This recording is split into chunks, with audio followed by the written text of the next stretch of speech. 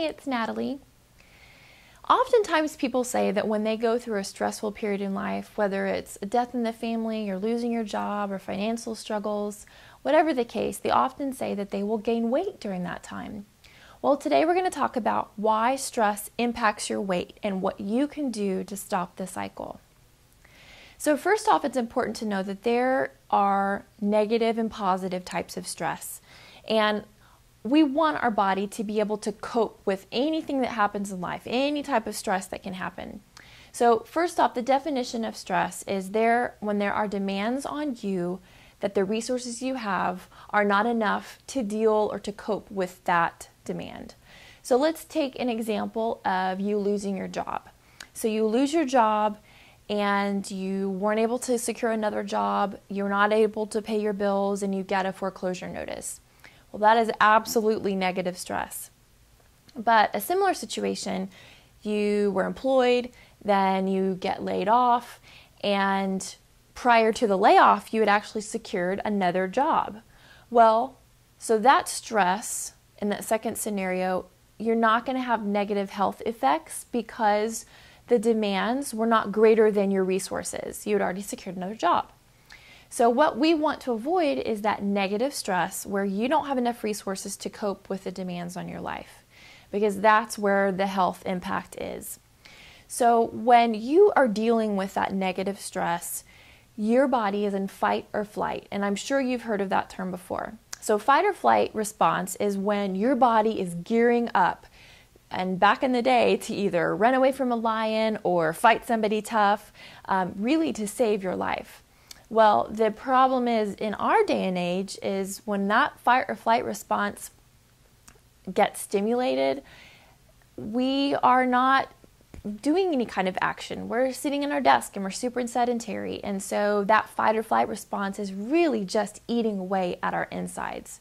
So when that response initiates and it becomes a chronic process that's happening, our hypothalamus is it's a part in the brain, and that is activated, and that sends a signal to the adrenal glands that are on top of the kidneys, and those two organs are responsible for the amount of stress hormones that are produced and released. And the main one that we're going to talk about is cortisol.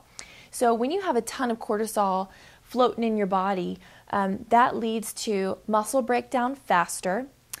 And probably more importantly, and maybe what you have had questions about, is when you have high cortisol levels, it tells fat to be stored in the belly region. And we know that when you have more belly fat than fat in the rest of your body, that's when your risk for high blood pressure, high cholesterol, heart disease, even diabetes increases. So that's the type of weight gain that we want to decrease and to keep from happening. Interesting is that according to research out there, women are more susceptible to the changing cortisol levels in our bodies, and so it's easier for us to gain weight during those stressful periods in life. Now, what does cortisol do in the body? Cortisol tells the pancreas to work harder to make more insulin, because insulin is the hormone that connects to sugar in the blood and takes it to the cells for energy. Cortisol tells the muscle tissue to break down in case you need that for energy. Cortisol tells baby cells to grow into mature fat cells, and so they become bigger. And cortisol tells the body to store fat in your midsection, and that's called deep belly fat or visceral fat. And that's the fat that's most associated with diseases. And those fat cells in that midsection, they are more sensitive to cortisol because they actually have 4 times more cortisol receptors on their cells than any other fat cells in the body. And those deep belly fat cells encourage cortisol production more than other fat cells.